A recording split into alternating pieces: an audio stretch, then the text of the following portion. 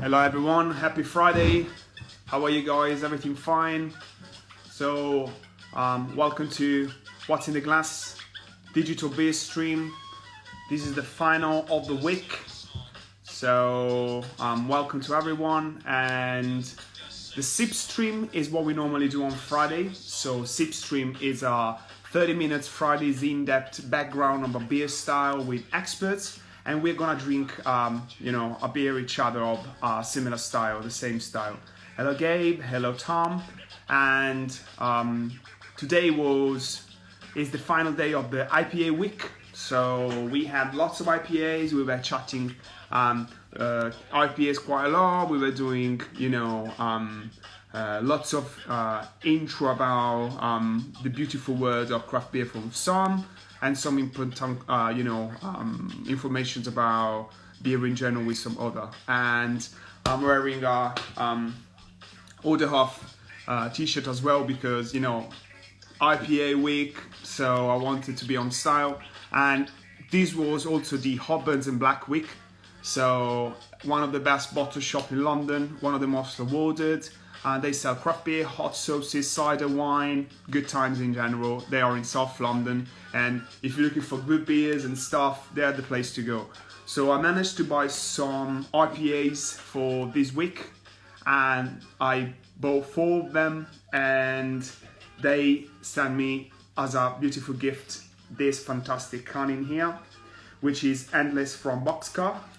So I haven't read many informations about Endless from Boxcar, but apparently is a New England IPA and is 20 grams per liter cryo laurel. So I'm expecting a quite, delicate and nice fruity flavor. And I'm gonna drink it in my glass, so I'm gonna crack it in a second. I'm not gonna sip it until I'm in chat with today's guest. And today's guest is a beautiful human being, which decided to join me for the chat quite last minute. So really thank you, mate. His name is Brian Dickson. Is the founder and technical director of Northern Monk, a brewery that I really truly respect. And Brian met Russell at a beer festival in 2013, and they started Northern Monk because Russell was looking for a brewer. And from being a 2-man brewery and 1 dog apparently in August 2014, 6 years after they are a team of 72 humans and many dogs. They have 2 breweries, one in Leeds and one in Manchester, and they keep releasing some of the most exciting beer out there. Some of them are part of the Patrons project. Some of the ones are like kind of a one-off specials and core range and things. So really exciting times. And I was thinking he's the best man to speak about IPAs and where are we going with IPAs in the future. This is a very interesting question because it's like, what are we talking exactly when we talk about IPAs? What is going on within the industry? Like, is still the style that everyone in craft beer is looking for? And given the fact that we did so much, can we push this style even further? And potentially, yes. Technology, there are many possibilities in craft beer world. So this was a very interesting question. So wherever it's gonna see Brian connecting on the list below here, I'm gonna add in on the chat. In the meantime, guys, make sure you're having your own beer in your hand. Make sure you enjoy it.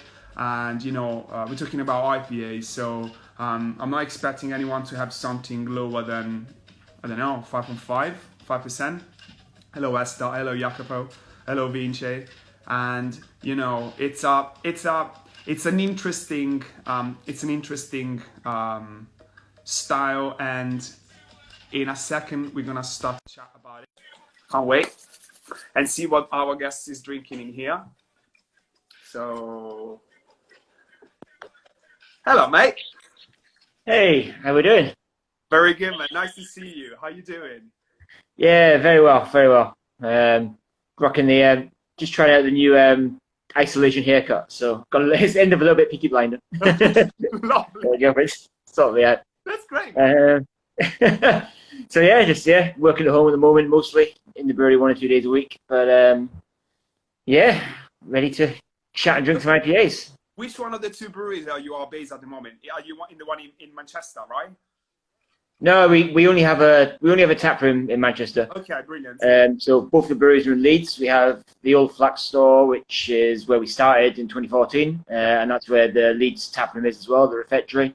And then in 2017, we opened up a second production site, which it's only about 1 kilometre away from the Flax store. That's where the bulk of our production happens. So I'm usually based there, but because I don't do much brewing these days. You know, we got that's the problem with them. The team is 72. You have people to do the actual brewing. So my job's fairly laptop based. So I'm at home 3 or 4 days a week. I'm actually going to the Flax store quite a lot to help with canning over there. We've got the old Wild Goose, which we canned on for a long time. Little 4-head linear filler, which we're doing quite a lot of our patients projects and general special releases out of the Flax store right now. Whilst obviously there's no keg or cask volume required, so we're doing slightly smaller batches there, so I'm helping can there. And then every Friday we have a tasting panel at the main site, so I'm going in on Friday afternoons to check in with the brew team there, see everything's tasting, and then obviously we've got a few ongoing projects and tweaking things here and there. So just keeping on top of what's going on at the site.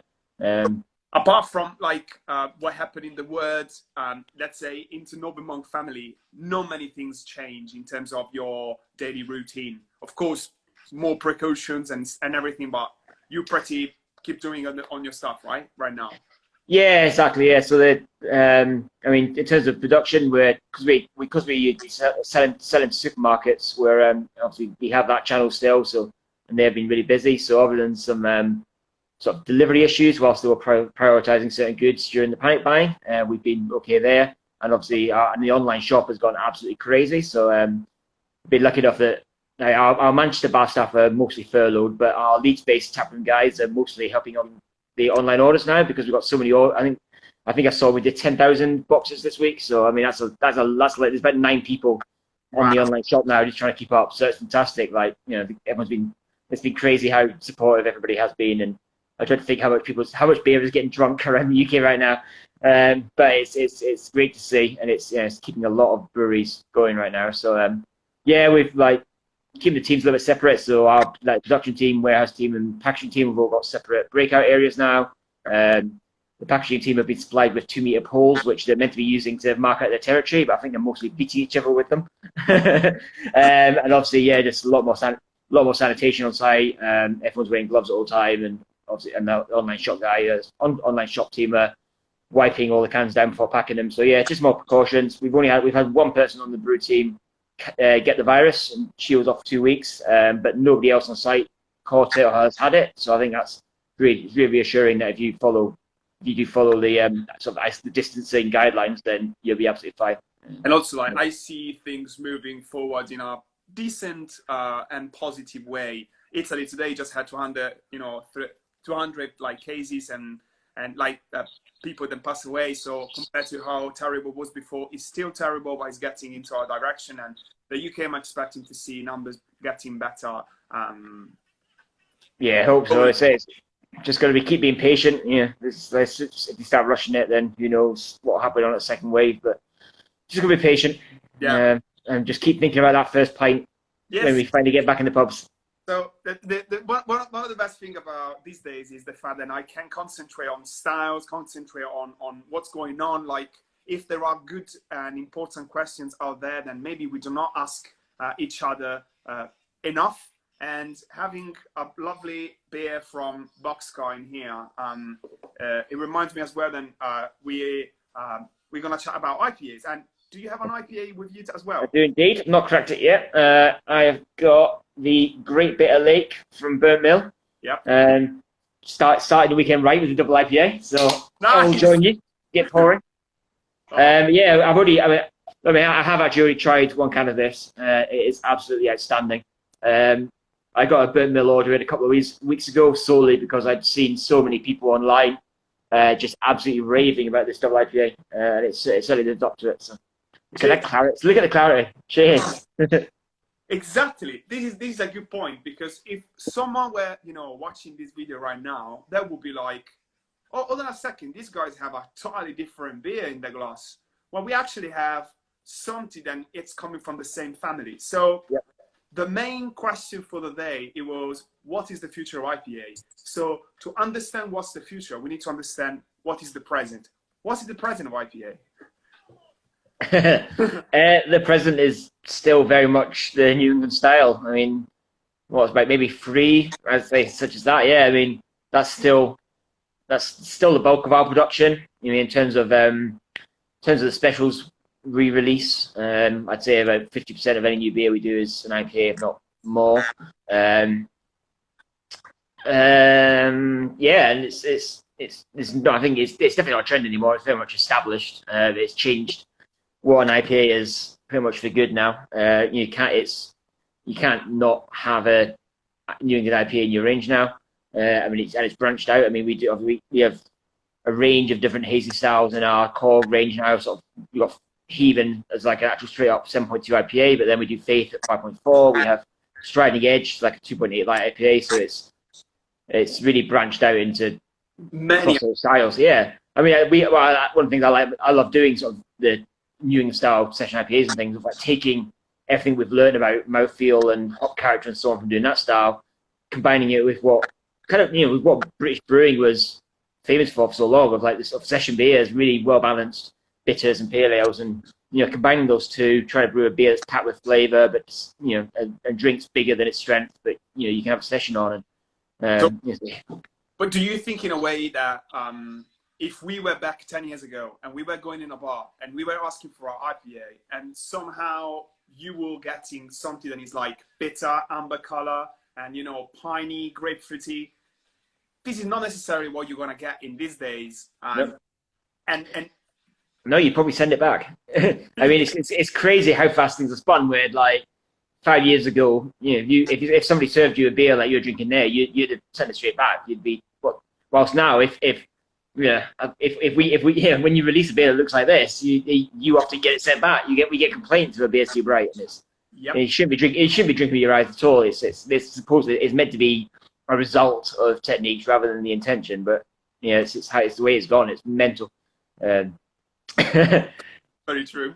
Well, yeah. The good thing that I can do with you now and chatting through different sub styles within the main IPA style, I can name something and you can tell me, what do you think about that specific little thing? Let's say if I'm gonna tell you gluten-free IPA, what's the first thing that you got in mind? Is it gone? Is it coming? Is it already passed? Can we do more things with it? What do you think? It's still coming, I think. I think you're seeing it. I mean, we've only been brewing one for about a year now, and we're seeing more and more rolling them out. It's still one of the fastest growing sectors of any beverage right across the board. So yeah, it's still growing. Still more to be done with it. I mean, obviously, like Burnt Mill in particular, you've got Sophie who celiac can't even drink the one beer she makes. So I mean, yeah, she's very much at the forefront, I think, of progressing that. I've always been a massive fan of Steel Cart, and I know they've done one or two others in the range. I think something we'd like to do more often as well. I think it's just fit it into schedule can be tricky, but yeah, no, gluten-free still growing. And then I guess the one that was rapidly growing until recently was low alcohol. Like that was the question. That's gone out the window. Like nobody's drinking low alcohol right now. Yeah, but yeah, I mean, it's kind of works for us because we've done a few trials. We were trying out some of the more unusual yeasts that actually only ferment 20% of sugars, and they've got some really interesting characters, generate some peace esters, but we really didn't have any good results with those. So we're on the pilot kit trying out high mash temperatures and trying to stabilize that. But and that's an area where currently it's just basically non-alcoholic lagers. Maybe a few brewers doing West Coast style IPAs, one or two breweries branching out into stouts and other styles. But if we go into low alcohol, like we're first and foremost, we want to do another hazy style. We want to do alcohol-free Striding Edge, basically. Striding Edge is like a baby Faith, and now we need to do a baby Striding Edge. And then I've got a West Coast recipe lined up as well. I want to explore sort of even explore like the milkshake style in that low alcohol, because a lot of brewers will use lactose to bulk out the body in low alcohol. So yeah, it's obviously not everybody's favorite style, but there's fun to be had with fruits and milkshake in low alcohol potentially. And I say, I think stout, from what I've not tried many, but from what I've heard, stouts and so on, also working that style. So, but yeah, I mean that's I guess talking about future IPA, that's one direction it's going to go. Is I mean, the ABVs have been slowly but surely working down. I think it's not quite so double IPA driven as it was, because eventually, I mean, there's exceptions to every rule, but I don't think there's many people who can just drink double IPA day after day after day. No, at all. No. And especially if you are, and happy and relying on the act of drinking and, the satisfaction of having the beer on your throat. You can't do with double IPA, and this is a fact. But another thing I was thinking is the interesting CBD beer, CBD infusion, that I always saw it just with IPAs. And again, this is not a critic, and I would probably think CBD infused beers mostly being IPA related. But I know you did it, so what do you think? What are the problematics with a beer like that, or potentials? Yeah, we've done it a couple of times now. So yeah, something that sort of rustle a little bit more on that one. Maybe it's not something an area I'm particularly up on, but yeah, it's mostly just getting the dosage rate right. Obviously, there's not too many legalities around as long as you keep the I think it's 30 milligrams per 440 can, so along those lines. But it's a natural fit. I mean, for years IPAs people have said that IPAs smell like marijuana and smell weedy, smell dank, and so yeah, they go well together naturally. It does really, really work. In terms of other styles, that'd be interesting. I mean, it'd be interesting to do like a CBD saison, something like that. You imagine that would work quite well with the esters and herbal characters of that style, Belgian styles maybe. Yeah, something to try at some point. Because I like to think about CBD as something that it makes me relaxed, and IPA is something to boost my night. So having something that will boost my night, but then in the same time keep relaxed, because the CBD, to me it sounds like up and down. Yeah, a little bit. Well, Green Times, who we worked with on Green Haven, they do a no alcohol CBD IPA. They do a 0.5% CBD IPA. Interesting. That's ultimate chill. And wow. So yeah, it can work. It can definitely work in different styles. Well, yeah, I see that. And so imagine doing with coffee or something like the ultimate mix of uppers and downers. That would be a roller coaster. Not sure, man. Not sure. But, oh wow! And again, like you were talking about some co-work or special strains of yeasts, and maybe like brand new ops out there. I mean, I see that actually becoming probably like a little niche that can show what's the next level of IPAs, right? Do you agree? Yeah, that was my thinking as well. Coming to this, I think.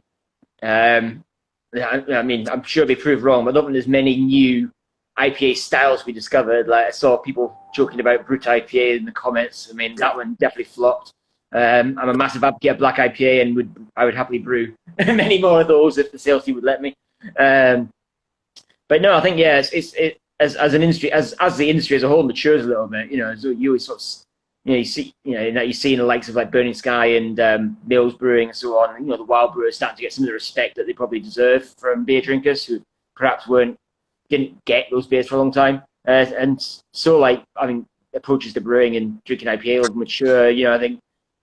And it's again like the IBU race 10 years ago, and then we've had basically a dry hop race for the last couple of years of who can do the biggest dry hop beer, who can do the deepest murk, and that won't necessarily change. But I think you need to find new ways to stand out and diversify and make your mark, and that's where I think brewers need to spend a lot more time looking at different yeast strains. Whether it's just finding their own bespoke house strain, or we've got with the flat store kit, the 10-bar kit. Our plan is to try and try out more and more yeast strains on a smaller scale, and then hops. Yeah, then again, that's one of the moment. The next new hop. We've had Citra for a long time, and then Mosaic came along, and then Equinox came along, yep. And it was Sabro, and then say right now Strata is just I first got my hands on that. I think I got some samples about this time last year, and it is definitely the most ridiculous hop I've ever tried.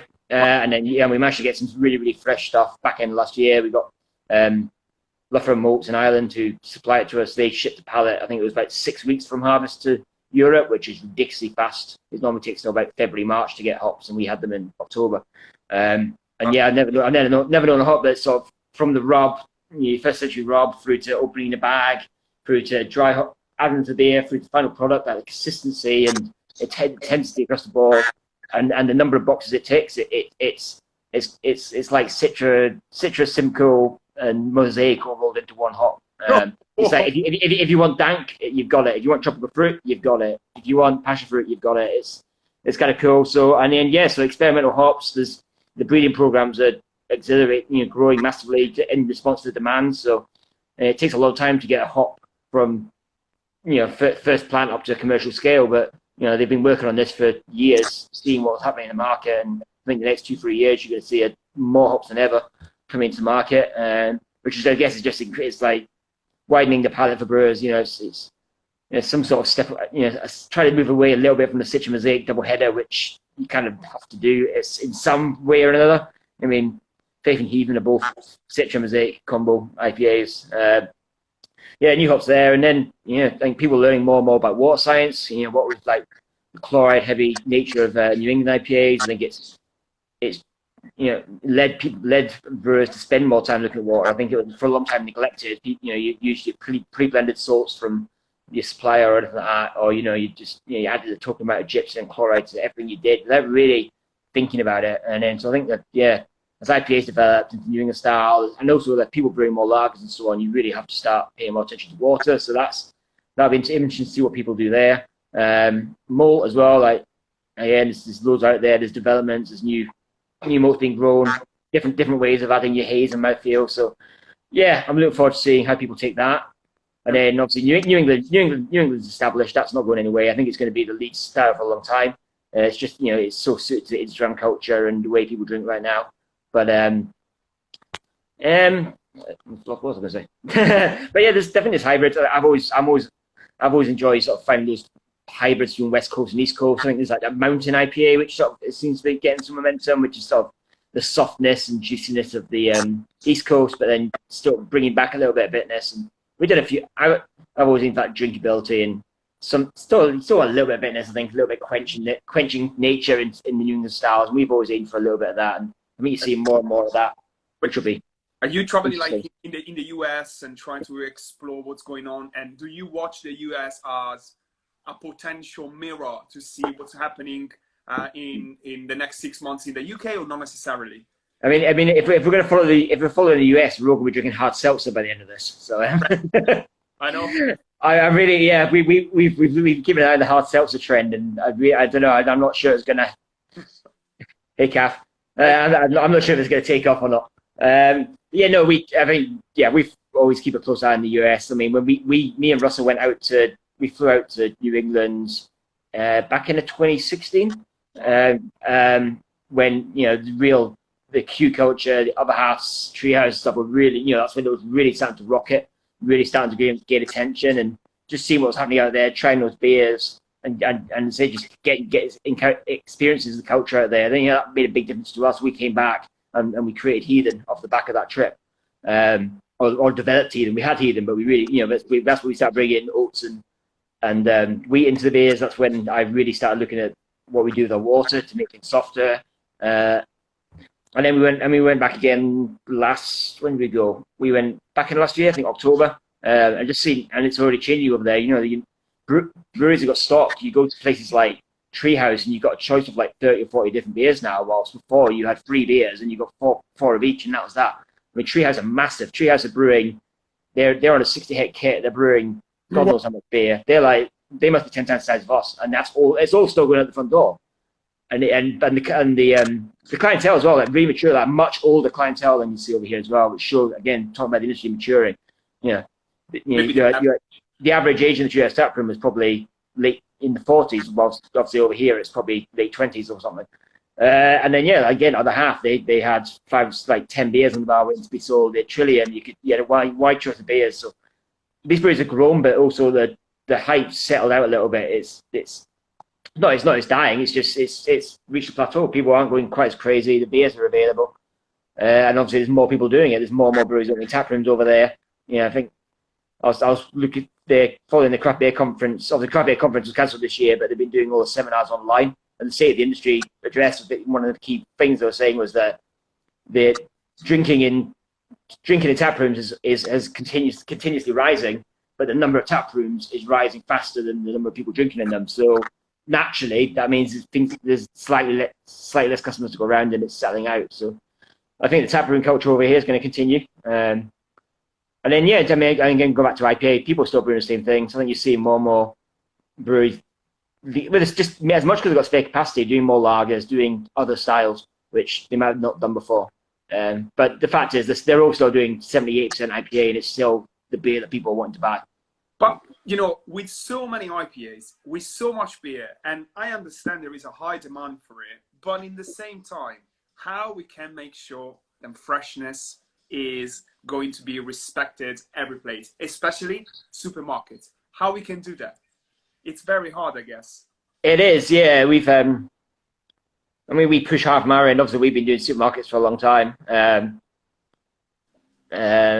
We first started with M&S, and that was quite good. They've mostly been station supermarket, little station shops where the majority of the beer is in the fridge, and most people were drinking it as train beer. So, and they were, turned around really nice for you. Morrison's we worked with because they were they're a West Yorkshire brand. There's a bit of a connection there. We push hard to get refrigeration, but they don't really go down the line. But then, we just gone to Tesco's, and again, the Tesco's Express and Metros and whatever other variations they have, they're good. I mean, you go in.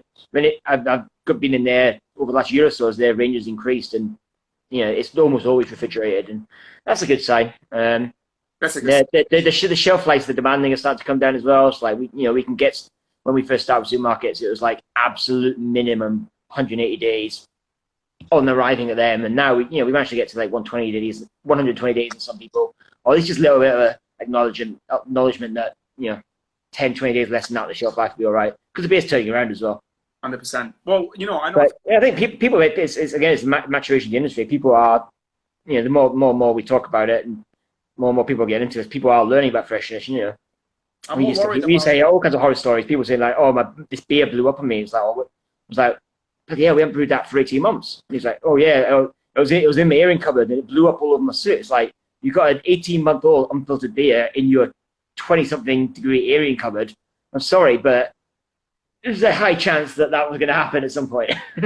Wow. But we hear less and less of that these days, which is nice. It's a good sign people are starting to pay attention. I'm more worried about bottle shops sometimes because they pretend to know everything about what they're doing in there, and then somehow they have to worry the most about what they're getting, because I haven't seen yet a double dry hop IPA or pale ale into a supermarket, and that sense of responsibility from the brewery. But then bottle shops really have that kind of beers, and they really must treat them properly, treat them well. And I'm telling you, this is the most popular stream so far.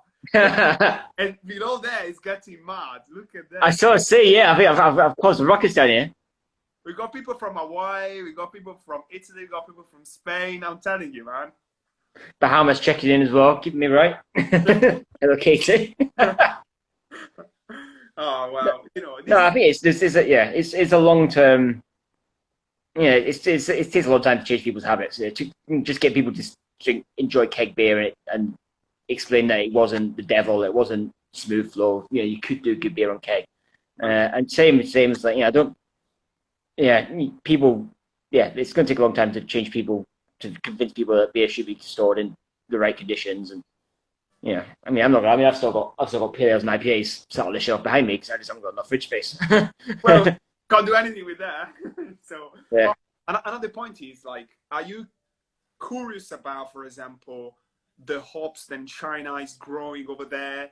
Do you think we're gonna have like some specific special hops somewhere in the world that haven't been discovered yet? And not necessarily as an overmonk, but you personally, would you be curious to see and try them and maybe like create new things with them?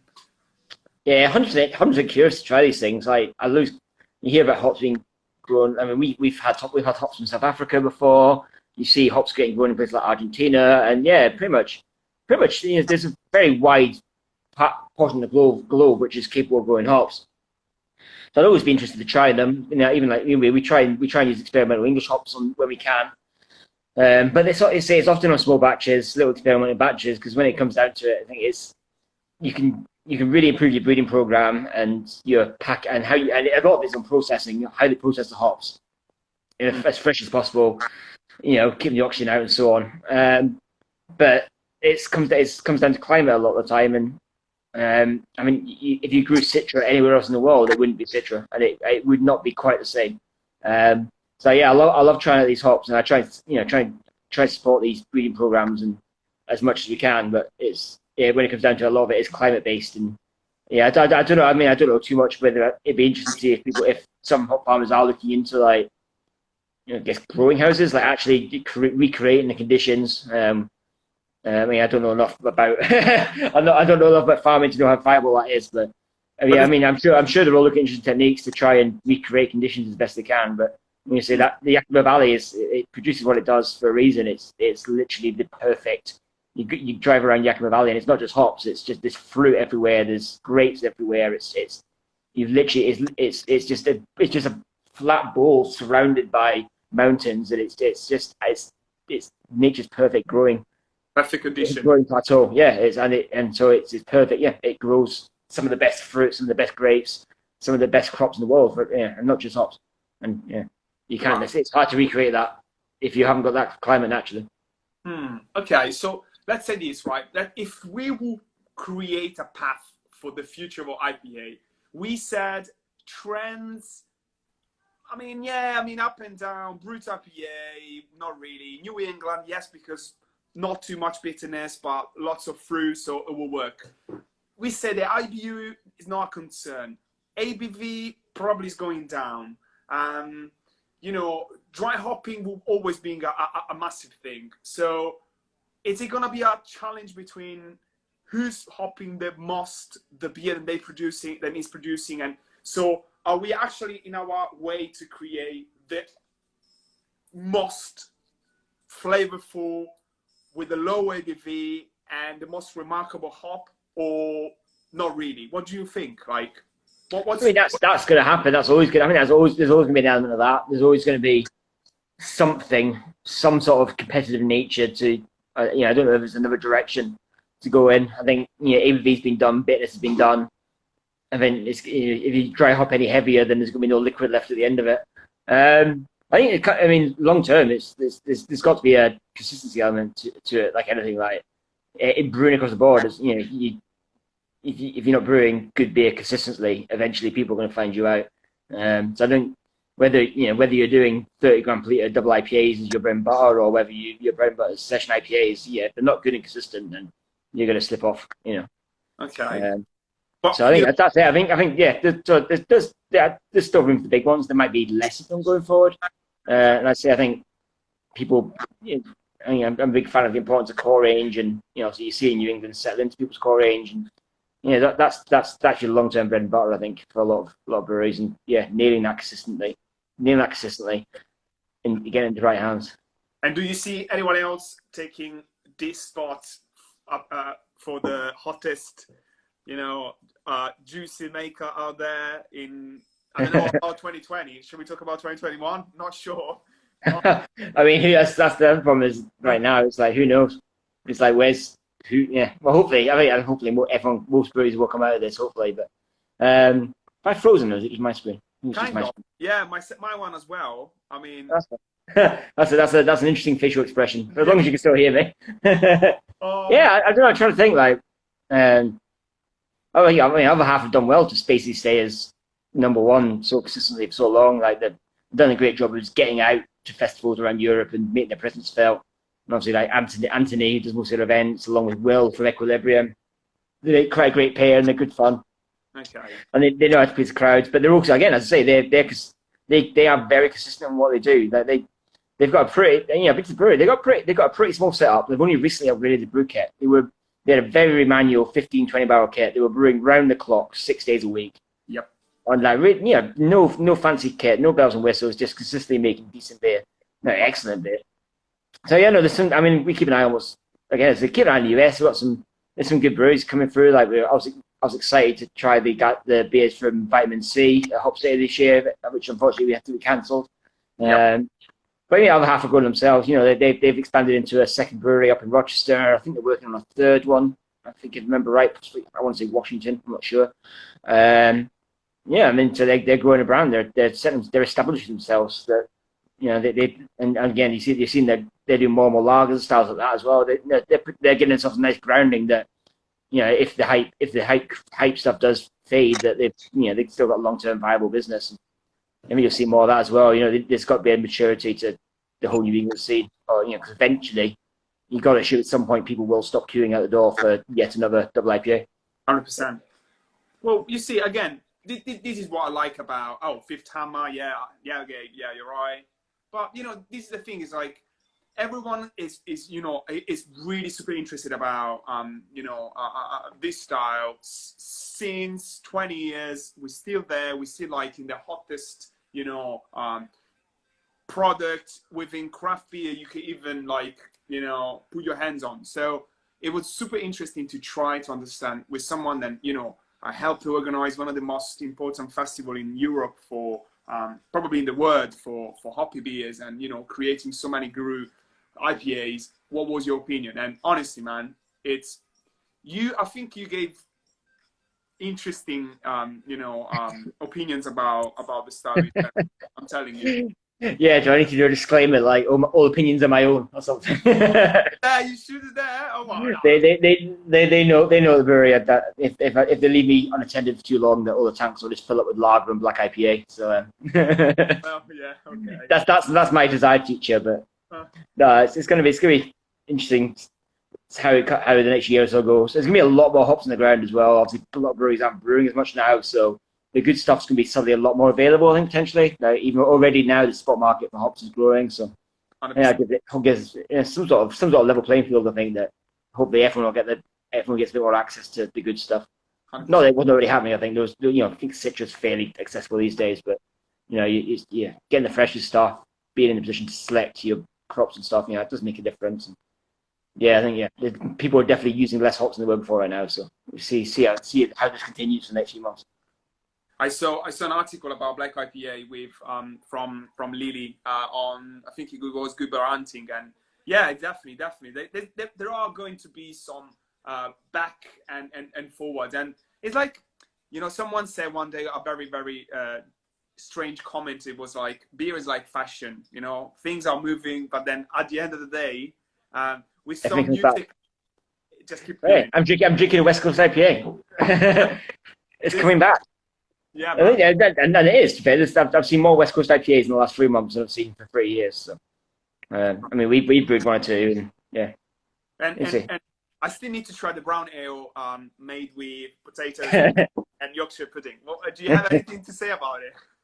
I love it. It is. It's a really nice really nice brown ale base. We've done 2 or 3 brown ales last year, and really like the malt profile we tuned in. So we sort of take that. And it was brewed at the Flax Store by Ads, who runs the brewery over there, and his favorite beer style is brown ale. If it was him predicting the future right now, he'd just be seeing brown ale.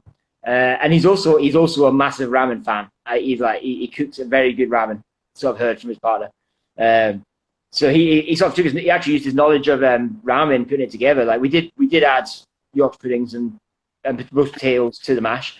Obviously high starch content. You're gonna get some fermentables out of that stuff.